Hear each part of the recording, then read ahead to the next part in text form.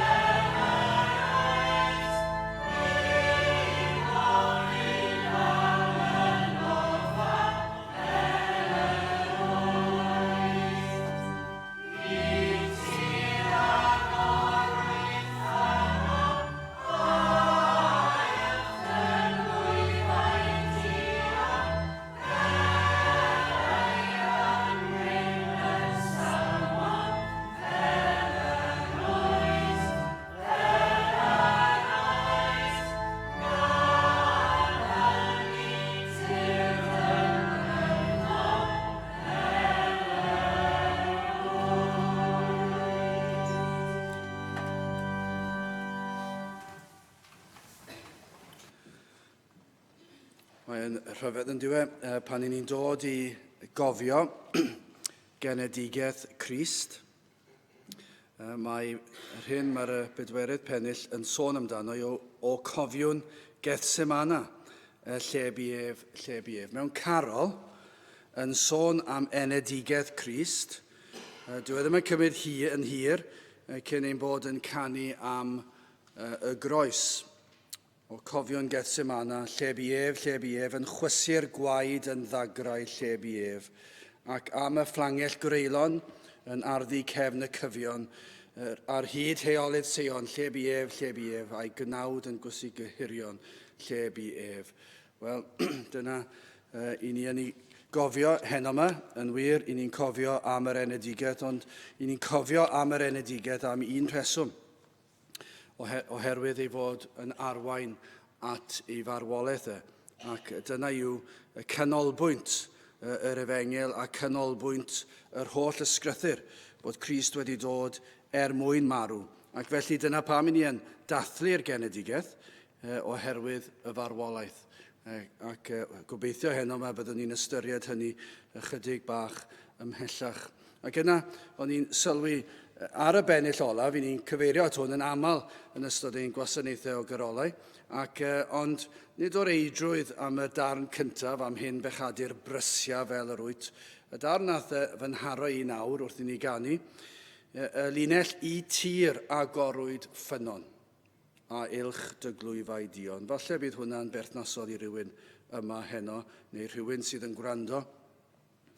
Mae yna ffynon wedi ei hagor mwyn golchi chi yn lan. Falle trwy ras bod Duw wedi dechrau dangos i rywun ei pechod a'i gwacter yn ei bywyd nhw, bod nhw'n yn gweld pwrpas mewn bywyd ac yn ddim yn deall pam i ni yma, ac falle bod y baich yn trymhau ac yn dechrau gweld euogrwydd yr hyn y maent wedi ei wneud ac yn teimlo'i brydni.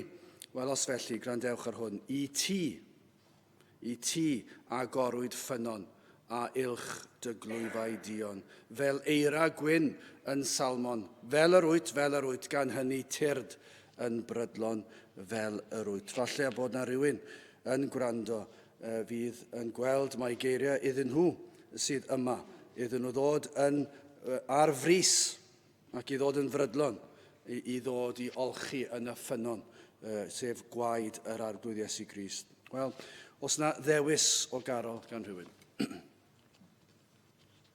Mae ddim gadael i chi feddwl yn hir, neu fyddwn ni'n gwastraffu'r noswaith. 32. Iawn, 32. Rhaid ni roi amser i ffeindio'r dôn hefyd. Carol rhif 32. Fyddwn ni'n canu rhai ar ein heistedd. Nawr, mae eisiau cael yr cydbwysedd yn iawn. Mae'n rhyfedd, mae'r slot dwi'n ei gael yn Nghapel yr Hath, prynhawn dydd Sul, sef nid yr amser gorau i gael cynulleidfa syth ar ôl cinio mawr cyn o Sul a mae'r blinder yn taro.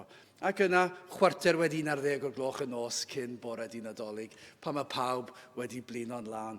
Ac felly, mae rhaid i ni amrywio rhywfaint falle trwy eistedd a chanu, so byddwn ni'n cadw chi'n effro tan hanner nos gobeithio.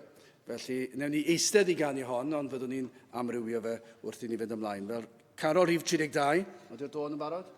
Iawn. Wele cawsom y Meseia cyfaill gwerthfaroca erioed. 32, gewn ni eistedd i ganu hon. Amen.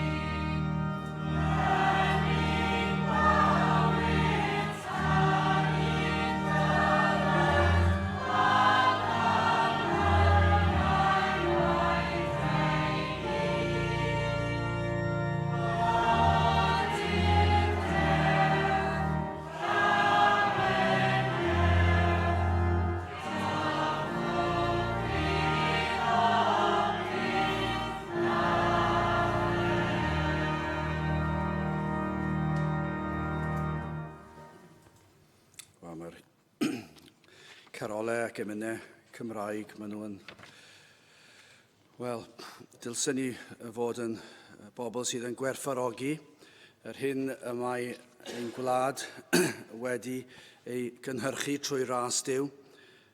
Dwi ddim yn gwybod sawl gwlad yn y byd fyddai'n gallu dweud fod ganddyn nhw carolau ac emynau o'r safon yma. Wele cawsom y Meseia. Ac mae'n dweud i Moses a'r proffwydi ddweud cannoedd o flynyddoedd cyn iddo fe ddod i fanylder anhygoel. I ddweud y gwir, y ffeithiau yw y mae'n amhosibl nad yw e'n wir. Mae rhaid bod yr hanes sydd yn y Beibl yn berffaith wir. Rhaid iddo fod.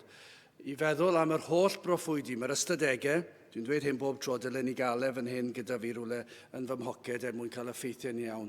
Mae rhyw rif fel hyn, llyfr gan pregethwr America Bob Dickey yw ac mae'n rhoi rhyw rif fel hyn, ystadegyn, rhywbeth fel 125 ar ei ole i 1. Dyna'r ffigwr sydd yn cael ei rhoi. Pa mor amhosibl bydde fe i'r ffeithiau sydd yng Ngaer Duw fod yn anghywir. I broffwydo genedigaeth, un person, gymaint o broffwydolaethau, ac i cael ei gwireddu yn berffaith gywir i'r fath fanylder mewn un person, mae'n amhosibl, mae celwydd yw e. Dwi ddim yn bosib. Ac felly, i chi'n meddwl wedyn ni, pam fod y byd mor gyndyn i gredu gair Duw? Wel, mae'n dangos i chi tywyllwch pechod. Eto, i ni'n gweld hwn i'r oen ar ben Calfaria aeth i'r lladdfa yn ein lle. Sôn am y groes unwaith eto. Wel, os yna garol arall, hoffech chi ni ganu. Iawn, 3:23. O tyredu Emmanuel a dato drwymau Israel sydd yma'n alltid unig trist hyd ddydd datgyddiad Iesu Grist. Gyn ni sefyll i ganu hon, dwi'n credu. Carol rhif 23.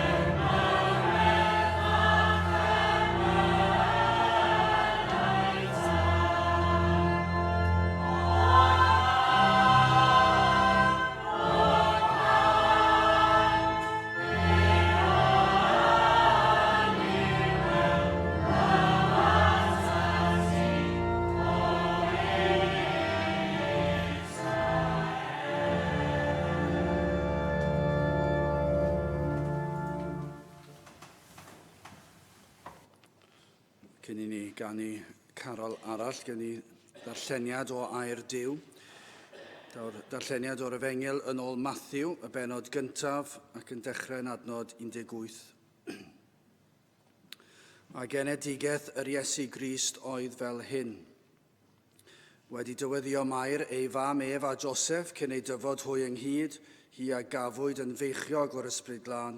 Joseph ei gŵr hi gan ei fod yn gyfiawn ac heb chwennych ei gwneithir hi yn siampl a wellysiodd ei rhoi hi ymaith yn ddirgel. Ac fe yn meddwl y pethau hyn, wele angel yr arglwydd ymddangosodd iddo mewn breuddwyd, gan ddywedyd Joseph mab Dafydd, nac ofna gymryd Mair dy wraig o blegyd yr hyn ac yn hedlwyd ynddi sydd o'r ysbryd glân.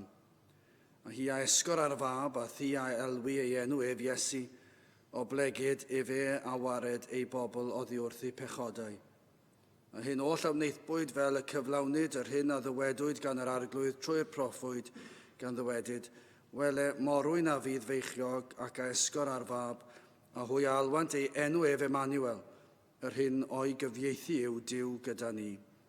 A Joseph pan ddeffroes o gwsg a wnaeth megis y gorchmynasau angel yr arglwydd iddo, ac a gymerodd ei wraig, ac nid adnabu hi hyd onyd, esgorodd hi ar ei mab cyntaf yn edig, a galwodd ei enw ef Iesu. Bydde bendith Duw ar ei air sanctaidd ef. Nawr, gen I ganu carol arall, os dewis arall. Pwy? 15? Pwy dweud 15? Gewn ni gadw hwnna tan y diwedd. Os oedd rhywun yn mynd I ddewis hwnna, yn mynd I ddweud, hwnna fydd yr un olaf, Neil.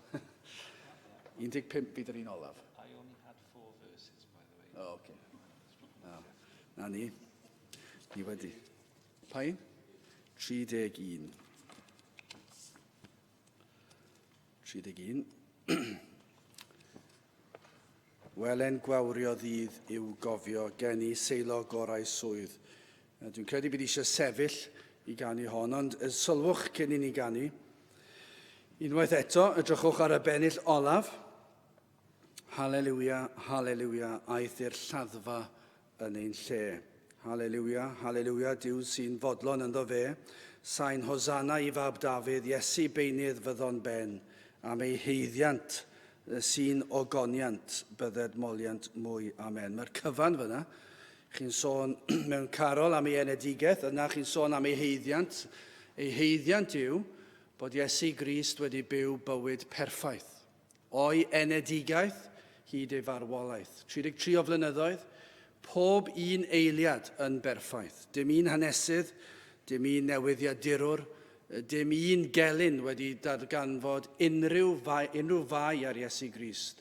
Neb wedi gallu ffeindio unrhyw gair ddwedodd o'i le, unrhyw weithred nath yn hunanol neu'n anghywir. Dim byd. Doedd neb yn gallu dod o hyd unrhyw beth. Ac felly I ni'n darllen yng Ngair Duw iddo fodloni'r tad ac iddo gyflawni popeth, yr holl gyfraith, fe gyflawnodd e'r cyfan. Ac felly yr oedd yn gallu mynd i'r groes yn bodloni'r tad wedi byw bywyd perffaith yn ein lle. Rhywbeth sy'n rhaid, os am fynd i'r nefoedd, yna rhaid cael perffeithrwydd. Ac yr unig perffeithrwydd sydd yn bosib, achos I ni methu byw bywyd perffaith, yw perffeithrwydd Crist. Am ei heiddiant sy'n ogoniant bydded moliant mwy. Amen. Ac mae'r lladdfa yn sôn am y groes. Crist yn cymryd y gosb. I ni yn ei heiddi, ond yn ein lle ni. Wel, gydewch I ni ganu'r carol na rhif 31, gewn ni sefyll I ganu hon. Amen.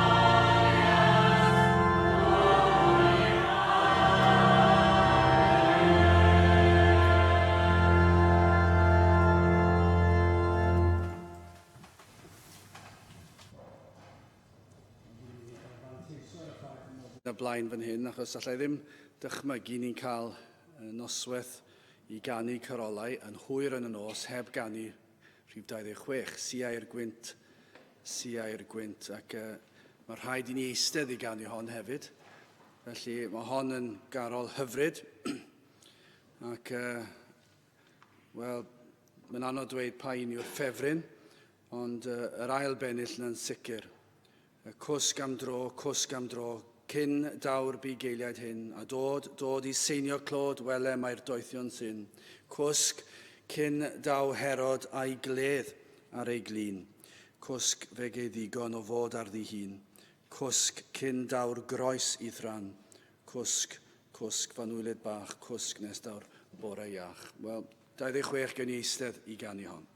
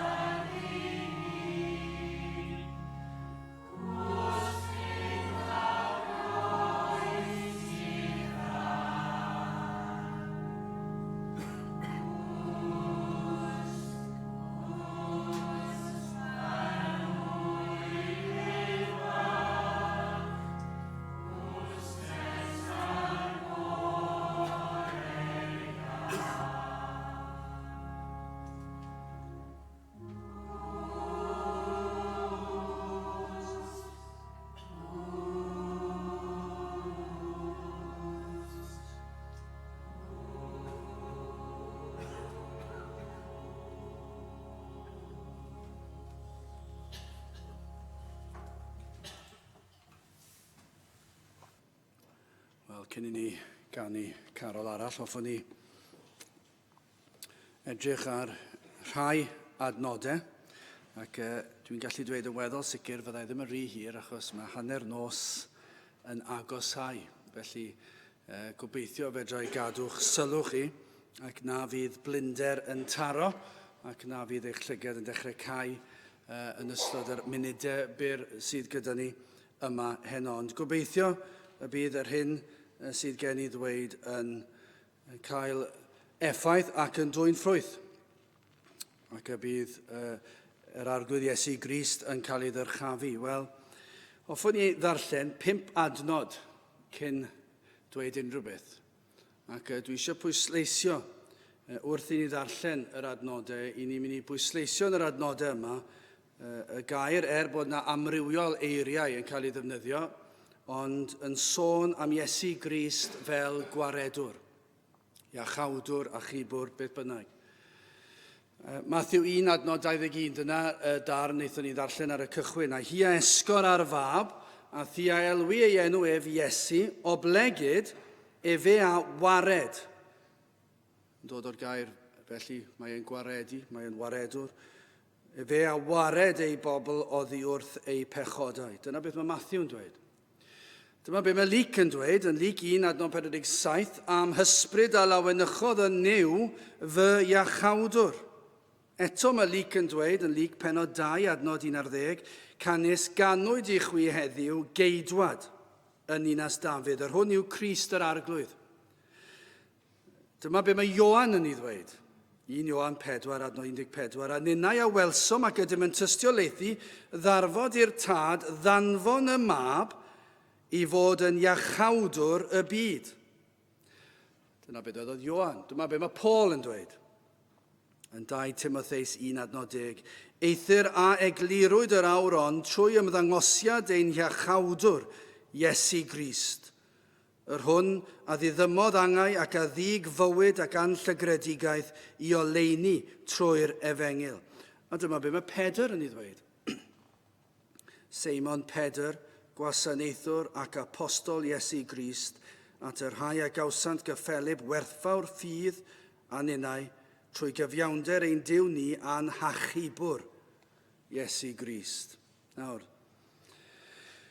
a ydych chi yn defnyddio yr enw gwaredwr ar Iesu Grist? Ydych chi erioed wedi defnyddio yr enw hynny, yn disgrifio Iesu Grist fel gwaredwr y byd? Sut i chi, nid sut mae pobl eraill yn ystyried Crist, hoffwn i wybod sut i chi yn meddwl am Iesu Grist. Chymod, mae llawer heno yma. Dwi ddim yn siŵr be mae pobl yn gwneud noswyl yn Nadolig. Dwi ddim yn siŵr os yw'r clybiau ar agor ar noswyl yn Nadolig. Dwi ddim eisiau gwybod i ddweud y gwir, ond allan ni ddychmygu fod llawer ohonyn nhw ar agor heno. Ac fe fydd cyflwr nifer fawr o'r rheini yn reit drychinebus o feddwl yr hyn i ni'n ceisio i gofio bore fori. Ond fydd y mwyafrif o'r rheini ddim yn credu bod na fath berson ei Iesu Grist wedi bod. Wel, dyna ffolineb llwyr, achos mae'n ffaith hanesyddol. Ond fydd y mwyafrif o'n nhw ddim yn credu bod e wedi bodoli. Ac os oedd e wedi bodoli, roedd e'n rhywun crefyddol, rhywun eitha da, ond yna i gyd. Ond fe fydd na filoedd, filiynau ar filiynau ar filiynau o bobl heno yma, pobl crefyddol, sydd yn credu ymodolaeth Iesu Grist. Fe fydd na ar y teledu, siwr o fod nawr, fe fydd na raglenni ar y teledu, a fe fydd na bobl yn canu carolau, ac fe fydd na bobl yn y blaen yn neud rhyw ddarlleniad bach, ac fydd yn wasanaeth digon neis ac yn digon hyfryd, ac fydd popeth yn edrych yn reit dda. Ac maen nhw'n credu ymodolaeth Iesu Grist. Maen nhw'n credu bod na fath berson Iesu Grist wedi bod. Ond sut waredwr maen nhw'n credu ynddo, dwi ddim yn gwybod. Beth maen nhw, y pobl crefyddol, ni'n gwybod beth mae'r byd yn ei feddwl, does dim ots o gwbl dyn nhw. Maen nhw allan heno am mwynhau hun, ac fydden nhw'n mwynhau hun trwy'r dydd yfori, a erbyn Gwyl San Steffan, fydden nhw'n cofio dyn Nadolig, ac erbyn y flwyddyn newydd, fydden nhw'n dechrau to, a bydden nhw'n cofio'r diwrnod yna. Dyna sy'n mae'r byd, a dyn nhw ddim yn malio dim am Iesu Grist, ond fydd y miliynau o bobl crefyddol yn cofio am Iesu Grist. Ond be maen nhw'n ei gredu, dwi ddim yn gwybod.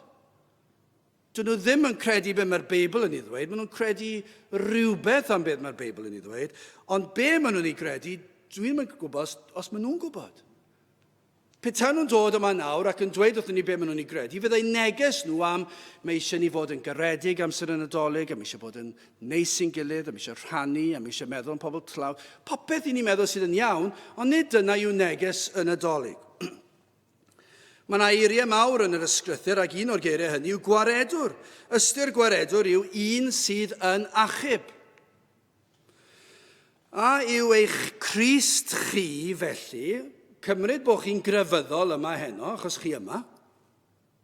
Os ydych chi'n grefyddol, i chi siwr o fod yn credu bod na Iesu Grist wedi bod, ac os yw Iesu Grist wedi bod, i chi'n credu fod yn waredwr. Ond dyw hwnna ddim yn golygu dim, achos beth i chi'n golygu wrth y gair gwaredwr? A yw eich Crist chi yn waredwr, neu a yw e dim ond yn ddyn da, gafodd ei eni i wraig o'r enw Mair, ac ei dad o Joseph, ac i chi ddim mor siŵr am y darn lle chi'n dweud mai Duw oedd ei dad e. Chi'n credu mai Joseph oedd ei dad e. Ond yna chi'n dod ar y adnodau sy'n dweud, wel, dwi'n ddim yn bosib, ac yna chi ddim yn siŵr, ac yna y peth gorau i wneud yw peidio poeni am y peth, ac anghofio hwnna, a neidio dros y darnau'r adnod nesaf, achos chi ddim yn gallu esbonio fe. A chi ddim yn siŵr, a yw e'n fab i Dduw, achos mae hwnna tu hwnt i'n deall ni. A ydych chi wedi newid y gair gwaredwr i fod yn rhywbeth fel esiampl. Hynny yw, fe ddath Iesu Grist i fod yn enghraifft ac yn esiampl i ni, ac felly dyna yw y gwaredwr i chi. I chi'n rhywsut neu gilydd wedi newid iaith yn llwyr ac wedi newid y gair gwaredwr i fod yn esiampl. Sut mae hwnna'n bosib? Dwi'n yn gwybod. Dwi ddim wedi gwneud gradd yn y Gymraeg, ond dwi'n weddol sicr dwi ddim yn golygu esiampl. Ond rhywsut, dyna yw neges crefyddwyr ein byd ni, mae esiampl oedd Crist yn unig. Ac os felly, nid Crist y Beibl yw eich Crist chi. Mae gai fentro dweud hyn yn garedig iawn. Mae Crist gwan iawn sydd ganddo chi. Crist di-bwrpas. Os mae genedigaeth fel chi a fi gafodd Iesu Grist, dyw e ddim gwell na chi a fi. Os oedd ganddo fe fam a thad, fel chi a fi, yna dyw e ddim gwell na chi a fi. Roedd yn berson, ond ni'n gwybod roedd yn berson, ond mae'n Dduw hefyd. I dad e oedd Duw. Mae llawer o bobl yn gallu bod yn esiampl dda i ni, ond ydyn nhw ddim yn gallu fod yn waredwr i ni, nagyn. Felly beth mae gwaredwr yn ei olygu i chi? Gai ofyn i chi cyn mynd ymlaen beth am ei farwolaeth. Sut ych chi'n edrych ar y groes te? Os mae digwyddiad gall fod wedi ei rwystro oedd y groes, neu ddamwain oedd e, neu enghraifft o ddregioni dyn, a dyna greulon oedd dyn, a dyna i chi dragedi fod bywyd Iesu Grist wedi dod i ben mor gynnar, dychmygwch i chi meddwl, y daioni bydde wedi gallu gwneud petai wedi cael blynyddoedd i fyw tan bod e'n 70, ond 33. Dyna i chi warth, dyna chi siom, a dyna sut ych chi'n meddwl am farwolaeth Crist. Dyna Grist gwan sydd ganddo chi os ych chi'n meddwl felly. Sut gallwch chi alw Iesu Grist yn waredwr os fethodd ar rhwystro'i farwolaeth ei hun? Os ych chi'n meddwl mai damwain oedd y cyfan, ac yna dal yn galw e'n waredwr, wel, dwi ddim yn lot o waredwr os mai damwain oedd e. Dwi ddim yn gwneud synwyr nag yw e. Os mae'r Rhufeinwyr ar Iddewon oedd wedi brwydro i gael ar y groes, ac wedi llwyddo i ladd e, chi'n meddwl, wel, dyna ryfedd. Dwi ddim yn lot o waredwr, nag yw e. Sut waredwr felly yw eich Crist chi? Wel, mae'r Beibl yn dysgu. Chi'n gwybod beth mae Beibl yn ei ddweud? Mae cynllun Duw oedd y groes. Dyma oedd cynllun Duw. Anfon ei fab Iesu Grist i'r byd y cael ei eni fel baban i fyw bywyd perffaith mwyn iddo fe fynd i'r groes. Duw y tad, nid yr Rhufeinwyr, nid yr Iddewon, bod nhw'n euog am hynny, ond Duw y tad oedd wedi trefnu bydde'r mab yn mynd i'r groes. Fe oedd wedi cynllunio. Dyma'r ffordd y byddai Iesu Grist yn waredwr. Nawr, os nad ydych gwaredwr chi, eich diffiniad chi yn ffitio hynny, yna chi'n anghywir yn ôl y Beibl. Mae'r Beibl yn dysgu rheswm am y groes oedd oherwydd bod gyda ni broblem. A'n problem ni yw pechod, ac ein bod ni'n gaeth i bechod ac i Satan. Nawr, ydych chi wedi sylwi hynny? Ydych chi'n credu? A ydych chi yn credu bydd na gosb ar bechod? Achos dyna yw'n problem ni. Dyna pam anfono Duw y tad, y mab i'r byd i ddelio gyda pechod. Dyna oedd yr adnod. Hi a esgor ar fab a thi a elwi enw ef Iesu, pam o blegyd e fe a wared ei bobl oddi wrth ei pechodau. Beth sydd mor ofnadwy am bechod? Mae pechod wedi torri cyfraith Duw sydd yn golygu na allwn ni byth fynd i'r nefoedd. A dyma pa mae Iesu Grist wedi dod. I'n hachub ni, i'n gwaredu ni o'r broblem yma. I'n gaethweisio ni bechod ac i Satan. Gai ofyn felly eto, ydych chi'n credu fydd na gosb ar bechod? Ydych chi'n credu fydd na atebolrwydd? Ydych chi'n credu gair Duw? Y bydd Duw yn barnu pechaduriaid am dragwyddoldeb? Ydych chi'n credu yna? Dyna beth mae'r Beibl yn ddweud, fod Duw yn mynd i gosbi pechod am dragwyddoldeb. Pob unigolyn am dragwyddoldeb. A gai ofyn i chi eto, ydych chi'n credu fod gyda chi broblem? Eich bod chi yn euog o dorri cyfraith Duw? Y gobeith yw, os ydych chi'n meddwl diogrwydd, felly mae yna newyddion da. Dyna beth sy'n mor hyfryd am y Nadolig. Fe ddath Iesu Grist i fod yn waredwr, yn achubwr, yn iachawdwr, pobl fel chi. Pobl sydd wedi gweld eu pechod. Dyna pam y dath i achub chi o bechod. Hynny yw, i achub chi o gaethiwed pechod a Satan ac o'r gosb. Mae'n achub chi o'r gosb, dim rhaid i chi cael y gosb, dim rhaid i chi fod yn gaeth i bechod dim mwy. Ac fe wnaeth hyn sut trwy fyw bywyd perffaith a chymryd y gosb ar y groes trwy farw trosom ni yn ein lle ni. Fe gymerodd Iesu Grist y gosb yn ein lle ni. Dyna beth yw ystyr gwaredwr. Mae Iesu Grist wedi cael ei gosbi gan y tad yn eich lle chi. Dwi ddim yn gwybod beth yw gwaredwr pobl crefyddol y byd. Nid dyna beth yw e. Ddim, os tawe, dyn nhw ddim yn ei esbonio fe fel ni'n ei weld yn y carolau ac yng Nghaerdydd. Mae'n tragedy i feddwl pan mae pobl yn defnyddio'r gair gwaredwr ac yn ddim yn mynd yn ôl gair Duw. Dyma pam mae'r Cristion yn llawenhau yn y garol i ni'n mynd i ganu nawr wrth i ni groesawu'r Nadolig. A mae'r Nadolig wedi dod tua 30 eiliad yn ôl. Felly Nadolig llawen. Ond y gobeith yw y bydd y llawenydd llawer gwellwed pechod a Satan ac o gosb pechod. Fydd dim cosb pellach i ni gan fod Iesu Grist wedi cymryd y gosb yn ein lle ni. Heddiw llawen ychwn na foed neb yn drist.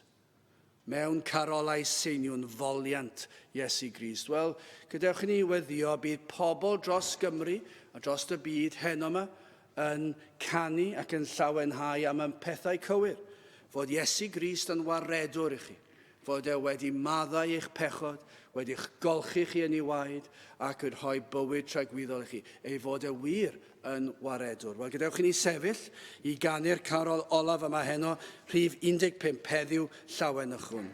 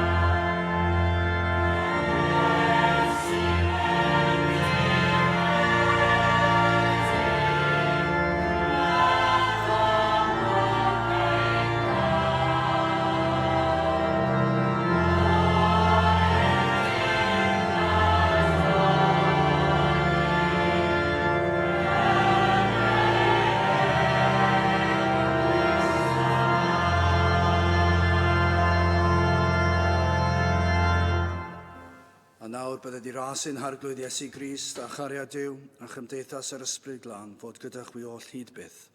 Amen.